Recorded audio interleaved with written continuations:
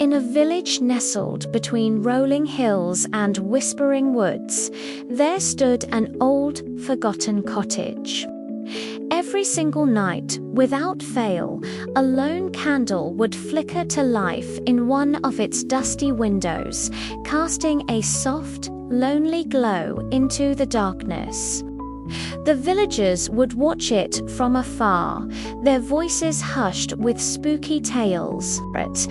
"It's haunted," they'd say, "a restless spirit trapped within those crumbling walls." The story was passed down through generations, a local legend that kept children close to home after sunset and filled their dreams with eerie shadows. No one ever dared to get close.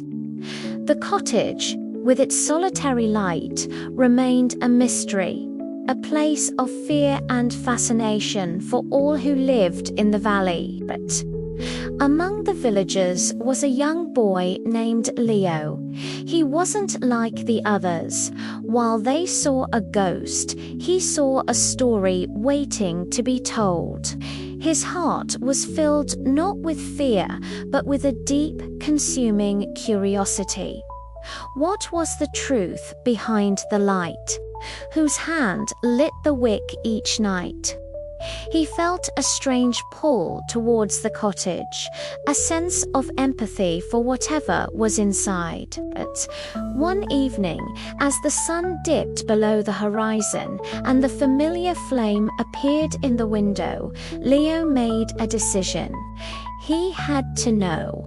With his own small lantern clutched tightly in his hand, he slipped out of his house and began the walk towards the mysterious cottage. His every step a beat against the silence of the twilight. The air grew colder, but his determination burned brighter. Pushing open the creaky wooden door, Leo stepped inside. The air was thick with the scent of old wood, dust, and something else. Something sad and ancient. There, by the window, a single candle burned, its flame dancing gracefully, and beside it, shimmering in the soft light, was the translucent figure of a young woman. She was beautiful, but her eyes held a sorrow so profound it seemed to soak into the very walls of the room. This was Mara. She wasn't a frightening monster, but a gentle soul, waiting.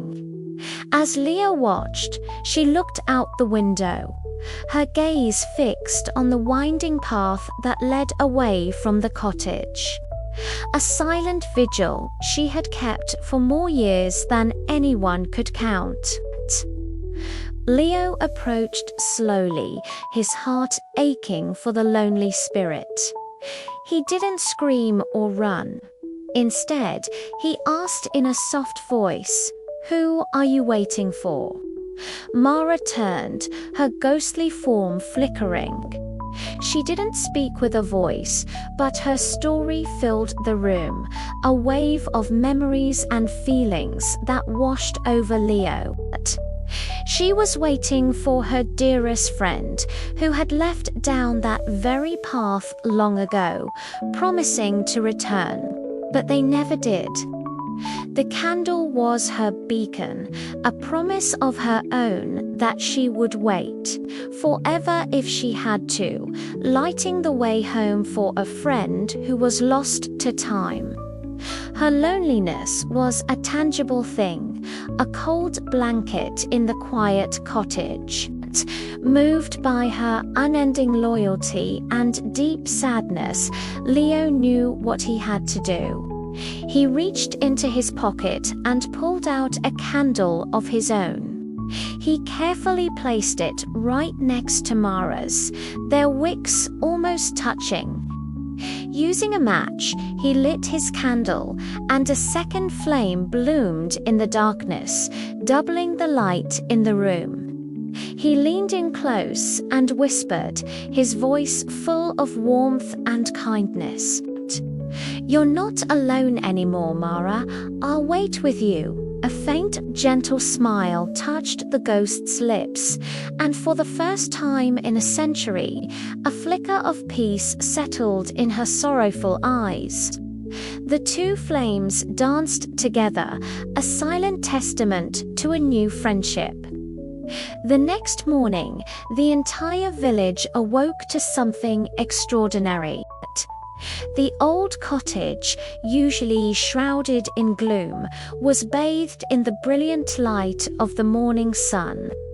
The window, where the candle had burned for so long, was now dark. Curious and bold, the villagers, led by Leo, approached the cottage. Inside, the dust seemed lighter, the air fresher, and on the windowsill where the two candles had stood, there was nothing but the wax, the wicks, everything was gone. The only thing left was a single sunbeam pouring through the glass, filling the once haunted room with warmth and hope. Mara was finally at peace, her long wait over, not because her friend returned, but because another one had arrived. This story reminds us that kindness is a light that can reach even the darkest of places. Even those we don't understand, those who seem lost or different, are often just waiting for a friend. A simple act of compassion can heal old wounds and bring peace where there was only sorrow. Thank you so much for watching and sharing this moment with me. If you enjoyed this story, please consider liking this video and subscribing to the channel for more tales that warm the heart. Until next time, be the light for someone else.